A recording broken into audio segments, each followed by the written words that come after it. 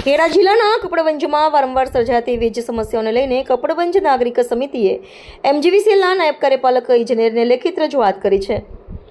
સમિતિએ જણાવ્યું છે કે છેલ્લા ઘણા સમયથી દર શુક્રવારે મેન્ટેનન્સના નામે લગભગ 6 કલાક વીજ પુરવઠો બંધ રાખવામાં આવે છે। ઉપરાંત વરસાદી મોસમ શરૂ થતાં જ રાત્રિના સમયે પણ વારંવાર વીજ પુરવઠો ખોરવાતા નગરજનો ભારે મુશ્કેલીનો સામનો કરી રહ્યા છે। ખાસ કરીને વિદ્યાર્થીઓ, નાના બાળકો, વડીલો, ગર્ભવતી મહિલાઓ અને દર્દીઓને વધુ હાલાકી ભોગવવી પડે છે। સમિતિએ સવાલ ઉઠાવ્યો છે કે જો નિયમિત મેન્ટેનન્સ કરવામાં આવતું હોય તો વરસાદ પડતા જ વારંવાર વીજ પુરવઠો કેમ ખોરવાય છે। સાથે જ ફરિયાદ માટે જાહેર કરાયેલા લેન્ડલાઇન અને મોબાઈલ નંબરો ઘણી વખત વ્યસ્ત, બંધ અથવા કવરેજ વિસ્તારની બહાર હોવાનું જણાવતું હોવાની રજૂઆત પણ કરવામાં આવી છે। નાગરિક સમિતિએ માંગ કરી છે કે વરસાદી મોસમ દરમિયાન સતત અને વિશ્વસનીય વીજ પુરવઠો જળવાઈ રહે, તાત્કાલિક મરામત માટે સરકારી ટીમ કાર્યરત રહે તેમજ ફરિયાદોના ઝડપી નિરાકરણ માટે તમામ સંપર્ક નંબરો 24 કલાક કાર્યરત રાખવામાં આવે। રજૂઆત દરમિયાન નાયબ કાર્યપાલક ઇજનેરને સ્થાનિક સ્તરે ઉપલબ્ધ રહી નાગરિકોને ઝડપી સેવા મળે તેવી પણ માંગ કરવામાં આવી હતી। આ અંગે નાયબ કાર્યપાલક ઇજનેરે રજૂ કરાયેલા તમામ પ્રશ્નોને ગંભીરતાથી લઈ જરૂરી કાર્યવાહી કરવામાં આવશે અને નગરજનોને પડતી વીજ સમસ્યાઓના સત્વરે નિરાકરણ માટે યોગ્ય પ્રયાસ કરાશે તેવી ખાતરી આપી છે।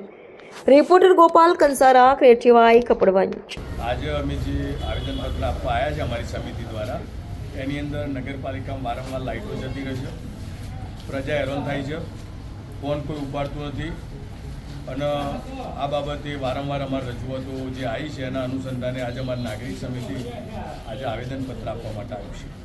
આજે લાઇટોની જે તકલીફ થાય છે એ ચોમાસા પૂરતી જ છે કે 365 દિવસ માટે એમજીવીસીએલની એક મોટી ભૂલ છે? ના, આ તકલીફ વારંવાર થાય છે અને દર શુક્રવારે કાપાઈ કરે છે મેન્ટેનન્સના નામે, તેમ છતાંય લાઇટો જાય છે અને ઘણા સમયથી આ પ્રશ્ન છે। પબ્લિક થાકી ગઈ છે એટલે છેવટે પબ્લિકે પછી જ્યારે અમને નાગરિક સમિતિને ફરિયાદો આવી એટલે અમારા નાગરિક સમિતિવાળા સભ્યોએ નક્કી કર્યું કે આપણે એક લેખિત આવેદનપત્ર આપીએ અને એમાં તાત્કાલિકમાં આ લોકો શું કાર્યવાહી કરે છે એનું અમે લેખિત જવાબ માગીશું। અચ્છા, જે વિદ્યુત લાઇટ બંધ ચાલુ થવાના બાબતે નાગરિકોને હેરાનગતિ થાય છે એ બાબતે તમે નાયબ કાર્યપાલક ઇજનેર માટે શું કહેવા માગો છો? આ બાબતે અમે આજે લેખિત આપીએ છીએ અને જો આની અંદર જો ફરી લાઇટોનો પ્રશ્ન આવું રહેશે ને પ્રજા હેરાન થશે તો પછી આગળ અમે કાયદાકીય રીતે અને કદાચ ઉપવાસ આંદોલન ઉપર બી અમે જઈ શકીશું। જી, આપનો પરિચય? મારું નામ ભાવિન જોશી છે। હું નાગરિક સમિતિમાં મંત્રી તરીકેની જવાબદારી છે મારી। આજરોજ જે કપડવંજ એમજીવીસીએલ ખાતે આવેદનપત્ર આપી રહ્યા છો, કયા ઉદ્દેશ્યથી આવેદનપત્ર આપી રહ્યા છો?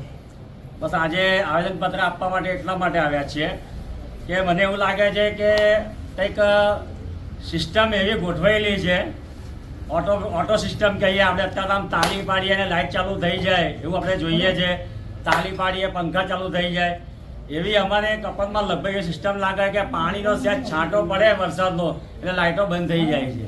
એટલે અમે પૂછવાય છે કે જો આવી સિસ્ટમ તમે ચાલુ રાખી હોય તો બંધ કરો, પ્રજા ત્રાહીમામ થઈ જાય છે, હોસ્પિટલની અંદર પેશન્ટો હોય એ પણ ત્રાહીમામ થઈ જાય છે। આજે કોઈ પણ ઇસ્યુ બન્યું, કોઈ પેશન્ટને, કોઈ ગર્ભવતી મહિલાને ગમે ત્યારે પણ ઓચિંતાનો કંઈક બનાવ બન્યો, રાત્રે એટલો ફાસ્ટ વરસાદ હોય, લાઇટો હોય નહીં તો આપણે જાણીએ કેવી સમસ્યા થાય। એટલે આ વહેલામાં વહેલી તકે આનું નિવારણ લાવે કે આ જે લાઇટો વારે ઘડીએ બંધ થઈ જાય છે, બંધ થાય નહીં। તમે શુક્રવારે મેન્ટેનન્સના કારણે બંધ રાખો જ છો તો પછી શા કારણે આ અવારનવાર બંધ થઈ જાય છે? એટલે અમે આ એમજીવીસીએલને વિનંતી કરવા આવ્યા છીએ કે આમાં વહેલામાં વહેલી તકે આ તકલીફ દૂર કરો અને આ લાઇટો જે વારે ઘડીએ બંધ થઈ જાય છે એ થાય નહીં। આજરોજ આવેદનપત્ર આપવાથી જો સોલ્યુશન નહીં આવે તો આગળ તમે શું કરશો?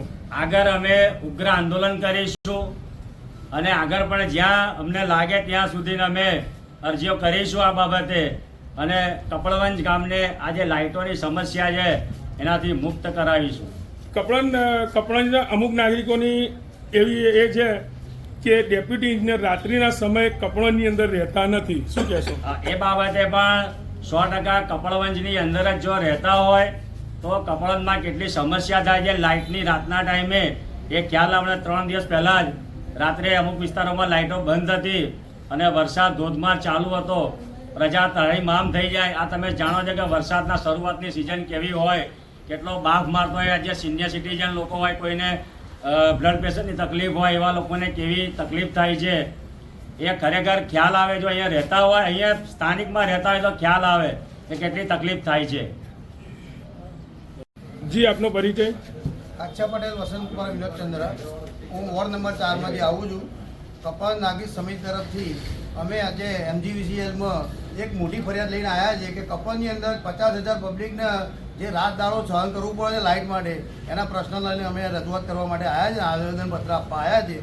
અહીંયા સાહેબોનું કહેવું એવું છે કે અમે મેન્ટેનન્સ કરીએ છીએ, પણ અમને દેખાય છે ત્યાં સુધી કોઈ મેન્ટેનન્સ થતું નથી અને વારે ઘડે લાઇટો બંધ થઈ જાય છે. અને અહીંના જે ઇજનેર સાહેબ છે એ અહીંયાથી અમદાવાદ ખાતે રહે છે, એટલે અહીંયાથી 6 વાગ્યા ગયા પછી કોઈ પ્રશ્નનો હલ થતો નથી અહીંયા. અને બીજું છે કે અહીંયા ફરિયાદ કેન્દ્ર છે એનો ફોન કાયમ માટે બંધ જ આવે છે, કો તો કોઈ ફોન ઉઠાવતું નથી, ફોન ઉપર કોઈ ફરિયાદ થતી નથી. અમારી માંગ એવી છે કે અહીંયા જે આ 1.5 કિલોમીટર સુધી કપનની પબ્લિકને આવવું પડે છે, એના બદલે જો કપનના ગાંધીહાર બાવલાની આજુબાજુમાં કોઈ ફરિયાદ કેન્દ્ર મૂકવામાં આવે તો પબ્લિકનો સાથ સહકાર રહે અને પબ્લિક જાતે રજૂઆત કરવા આવે સાહેબને તો ફોન પર બી તમે રજૂઆત કરો તો પછી રજૂઆતનું કોઈ નિવારણ આવતું નથી. ડેપ્યુટી ઇન્જિનિયરનું હોમ ટાઉન કપડવંજ જો છે, તે છતાંય કપડવંજમાં નથી રહેતા ચોમાસાની સિઝનમાં, તો આપ એ બાબતે શું કહેવા માંગો છો? અમારું કહેવું એવું છે કે એમનું હોમ ટાઉન કપડવંજ હોવું જોઈએ, તો પછી એમને કપડવંજ જ રહેવું જોઈએ, કારણ કે અહીંયાથી એમને ગવર્મેન્ટ બધું આપતી જશે, બધું આપણે ઘરનો ખર્ચ કે બધું આપતી હોય તો એ અહીંયાથી જતા રહે છે. એ પોતે 24 કલાક વીજળી અમદાવાદમાં મળે છે, તઈ રહે છે, અને કપડવંજની પબ્લિકને અહીંયા વીજળી નથી મળતી. જ્યારે વીજળી બંધ થાય છે ત્યારે 3-4 કલાક સુધી લાઇટ જતી રહે છે.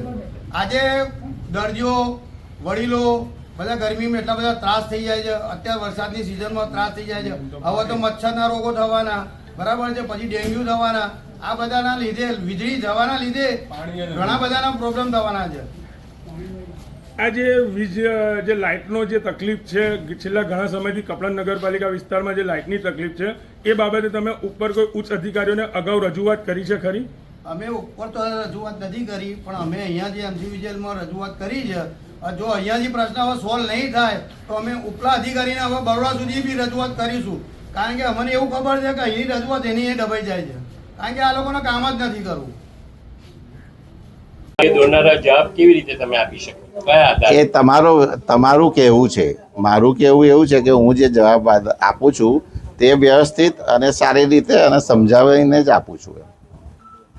કપડવંજના નાગરિકો વારંવાર લાઇટ જવાની જે રજૂઆત કરે છે, તે છતાં આપના કર્મચારીઓનો તમે લૂલો બચાવ કરી રહ્યા છો તેવું બિલકુલ દેખાઈ રહ્યું છે. શું કહેશો?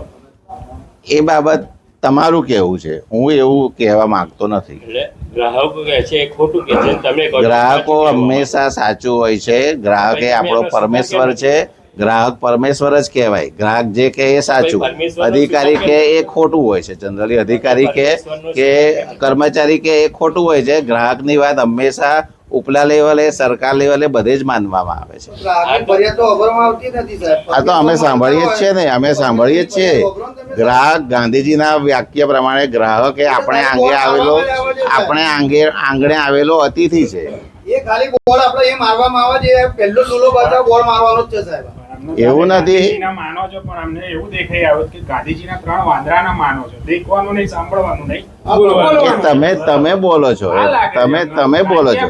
જો 50,000 પબ્લિક બોલે છે, 50,000 પબ્લિક ગામની બોલે છે સાહેબ. સાહેબ અઠવાડિયા પહેલા જ 2 ફોન કરેલો કે મારી ઓફિસ લાઈન બંધ થઈ ગઈ છે, લાઈટ ચાલુ કરવા માટે કહ્યું કે આવો 3 વાગે